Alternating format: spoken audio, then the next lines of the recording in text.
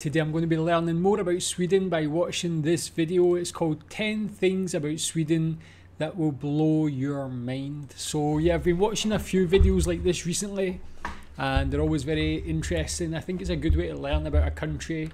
And yeah, being Swedish, you can tell me what you think about these things. Tell me if there's anything else about Sweden you think would blow my mind. But let's watch this. People online are often blown away by various facts about Sweden. This little country apparently has a lot of surprises.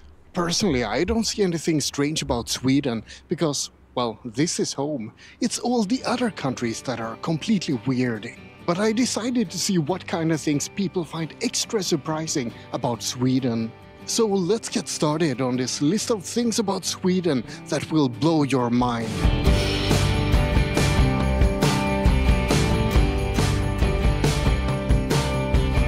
If you're a curious person or a stalker, you're gonna love Sweden. Something that people often find surprising is how open Swedes are with personal information. I'm not talking about oversharing when talking to people. It's not like we give all our personal information when talking to colleagues or acquaintances. We post all of that personal information online instead, so they can look it up themselves. Want to find out where someone lives? Just go to the website hitta.se, where you can find everyone's phone number and address. You can also find a lot of additional information, such as when their birthday is, if they live with someone, and if they have any cars. And if that's not enough, you can also go to the website ratsit.se to look up anyone's salary, because that's public information in Sweden. That's interesting. I knew there was some sort of database like this that was accessible and you could find out about other people in the country, but is there ever any safety concerns with that? Could any of the information be used nefariously with regards to the wage or finding out the accessibility of finding out about the wage? Does anybody ever use that to their advantage in like negotiations about your wage in the workplace? Check out what your colleagues are earning and so on. Or are things just fairer in Sweden where everybody's just paid a similar amount for a similar role? Tell me how often you've used this. What is the word here? Offent liket sprintchippen? Ratsit.se is a paid service to look up salaries, but you can actually ask for that information for free directly from the Swedish tax authority instead. Sweden has a policy called offentlighetsprincipen, and it's all about public access to information. The main reason is to stop corruption, because you can look up details about any person in Sweden this way. And that's something that freaks out a lot of people from abroad. So in Sweden you can look up anyone's salary, your colleagues, your boss, anyone you're dating, but don't do it because it's really douchey. I guess it's quite a cool system for transparency. Can you check, for instance, politicians and that sort of thing? I don't know why you would want to, but is that a possible? Like, are famous people on that as well that you can check? Yeah, again, have you ever checked it? It does seem a bit weird if you were going to be checking like your colleagues or friends and things like that. That would be quite strange, but yeah, I guess this is quite unique. Does this happen in any other country to your knowledge?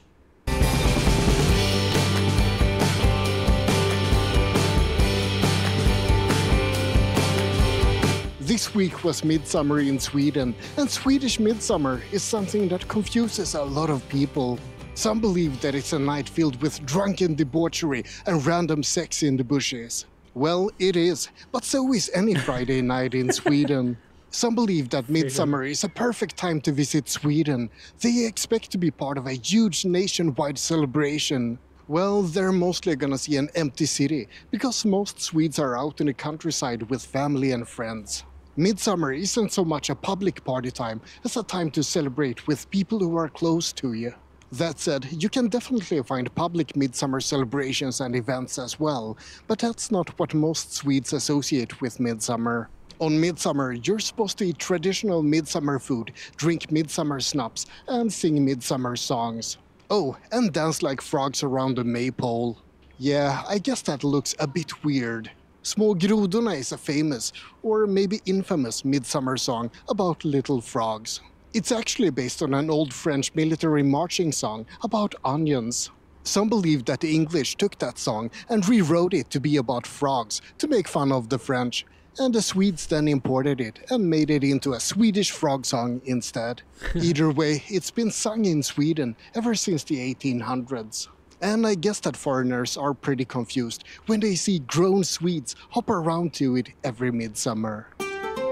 Yeah, that's pretty interesting. My only knowledge of it so far is a Robert Gustafsson piece that he did on one of the panel shows that I watched, his comedy about it, and yeah, it was about the debauchery of it, a lot of craziness going on. I really never knew anything about Midsummer and the celebration. I thought it might have been more of a like spiritual thing, more relaxing, but it seems people go pretty hard for it in Sweden. But he says also some people spend it with family and so on. So tell me how you celebrate Midsummer. What's the craziest Midsummer you've ever had?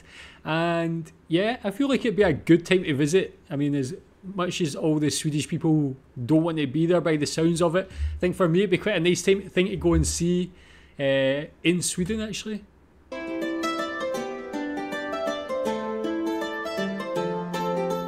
Swedes don't just drink a lot of schnapps, they also drink a lot of milk. Even though I'm not proving the point right now because I'm drinking Coke Zero, but trust me on this one. I didn't do that mess, by the way, it was the people before me, I promise. Dairy products are extremely common in Sweden and in Scandinavia in general. Sweden used to be in the top 10 countries in the world when it comes to milk consumption, but it seems like we've fallen to place 14, which is still pretty high up. In most countries in the world, it's not very common to drink milk, or at least not for grown-ups to do so. In fact, most people in the world are lactose intolerant. 65% of the world can't drink milk. Or, really? Well, they can, but they have to go to the bathroom afterwards. I love a glass of milk. milk. Swedes can drink milk, and they do. Scientists used to believe that Scandinavians drank a lot of milk because we don't get a lot of sun up here, and milk contains the necessary vitamin D. But these days they believe that the reason why Sweden started to consume milk is much simpler.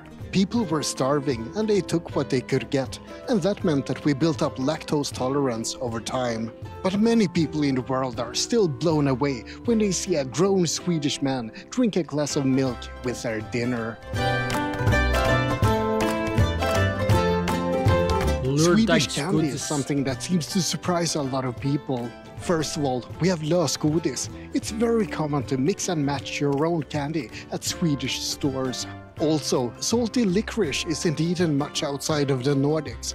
For a good reason, according to me. Some Swedes love it and some hate it, like me. But I think that just about everyone abroad finds it absolutely disgusting. It's very popular in Finland though, even more so than in Sweden.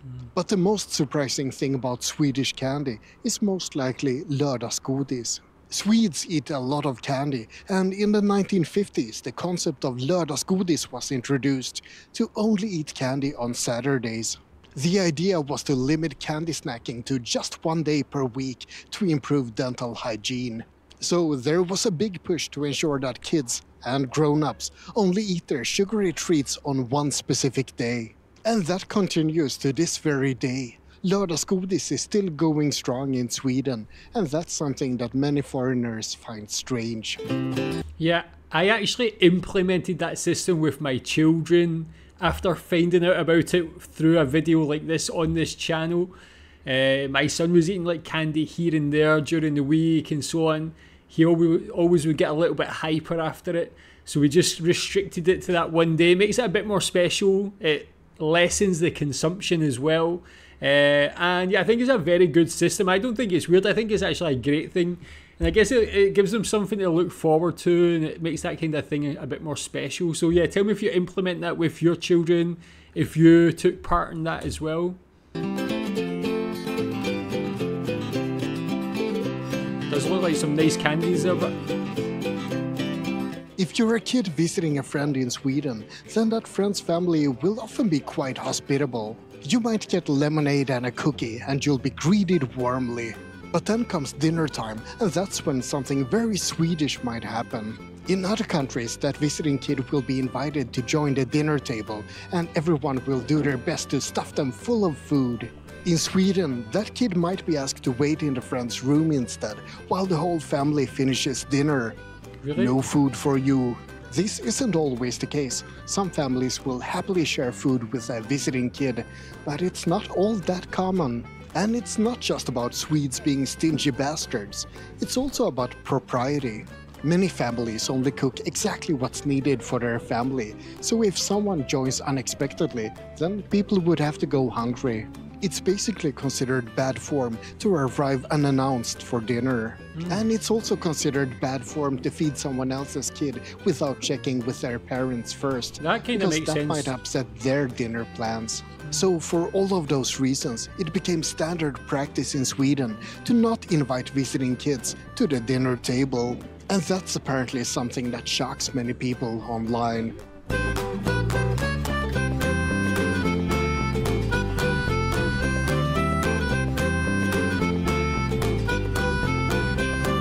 Sweden is very informal. We would never call anyone Mr. or Sir, unless they're knighted, of course. Mostly because we speak Swedish and not English, but also because we believe in equality and a flat hierarchy everywhere. This applies to work. We always call our bosses by first name, for example. And it applies to school. We call our teachers by first name as well. And we don't call older people ma'am or sir. We call them old farts and tell them to get out of the way. Okay, maybe not the last part, but the main point is that Sweden is an extremely informal country. Much more so than America and the UK, and definitely more informal than Germany. But then again, that country does have a metaphorical stick up its rear end, so... I like this guy, man. Nice personality. That's interesting as well. I thought Britain would have been very similar to Sweden. I thought we don't really have that same thing where we call people sir and so on in the workplace, especially no matter their seniority. I live in Asia now where hierarchy is very important and people do have that. I still don't really believe in it. I don't act like that.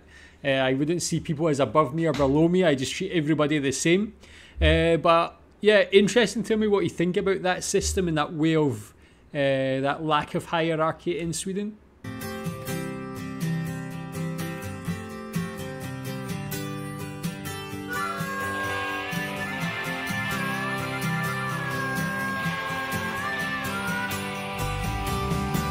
Swedes are sometimes called the loneliest people in the world, and there's some truth to that. Swedes are infamously introverted, and they're very particular about personal space. You'd better keep your distance if you ever visit Sweden, and don't talk to strangers, especially not on the bus or the subway. And Swedes live by themselves to a higher degree than any other country in the world. According to a study in 2014, Sweden has the most single households in the world. 47% of grown-ups live by themselves. A later study reports that number to be closer to 40% instead, but it's still a huge number. It used to be common for Swedes to move out as soon as they could, often at 16 or 18 years old. These days, that age is increasing, mostly because it's too expensive, but it's still much earlier than in most countries. And Swedes aren't in a hurry to move together with a significant other either. They often keep two separate households. But this doesn't mean that Swedes are lonely. Loneliness is subjective after all, and Swedes simply like to have a lot of space. Both when it comes to personal space and space to be yourself at home. I think that's actually a very good way to be. Happy in your own company. Consistent. And speaking of homes, when visiting a Swedish house or apartment, it's customary to do something called husesyn, to inspect the person's home. You look at bookshelves, you enter the bedroom, and you comment on weird and possibly wonderful things you might find at the person's home. It's a pretty intimate look at someone's house, and it can be a nice icebreaker. But it can also be quite shocking to some cultures, such as the Japanese, who are quite protective about their intimacy and typically don't let visitors enter the bedroom. So I guess that type of Swedish openness can really blow the Japanese people's minds.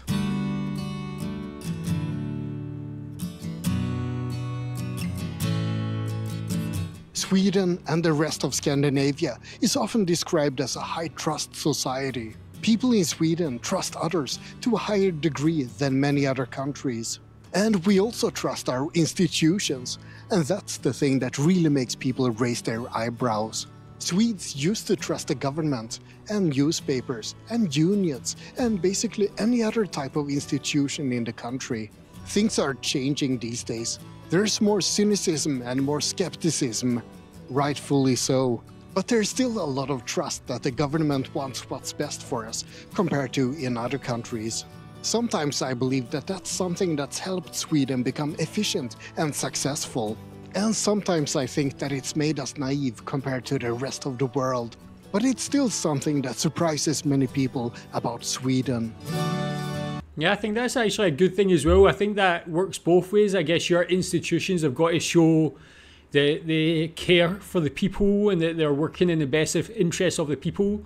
For me, being from the UK, we have that cynicism because for, a long time now, the politicians and governments have just not really worked for us, and it's caused Britain to be very stagnant, lacks innovation, lacks progress. It's just going backwards, if anything. So it's good that Sweden has government and like officials who care about the people, where you can have that trust. But again, for me personally, I think it's always good to have a little dose of skepticism, cynicism. Tell me how you feel. Do you have that full, complete trust in Swedish government and so on, politicians? Have you had a reducing amount of that? Where would you stand on there?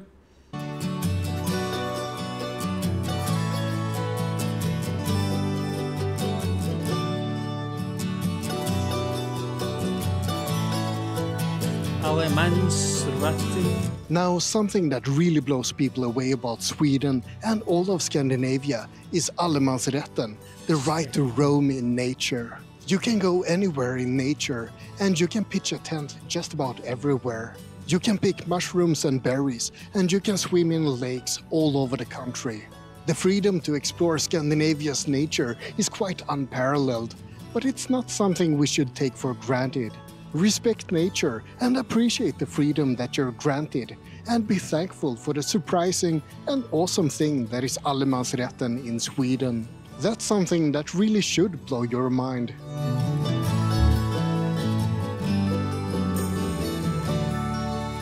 And that's about it for this list of... Yeah, that allemansrätten. I guess we have something similar in Scotland. Most places are accessible and you can go camp and walk and hike all over the country pretty much. There'll be some private estates and so on, but it's quite free. So I see similarities there, and I think it's a great thing to have. Obviously, things like going out into nature are so good for you, for your lifestyle, for your mental health and so on. So having that accessibility just really helps people, and having such a beautiful country like Sweden, it makes it very enticing to explore as well for Swedes, for people outside of the country. It makes it very enticing. So tell me how often you take advantage of that. How often do you go camping, hiking and so on? Where's your favourite place to go? But yeah, really awesome. Sweden's a great country, and that is 10 very interesting things, quite unique to Sweden. Tell me what you think about them, and tell me if there's any other interesting things you think would blow people's minds. Thanks.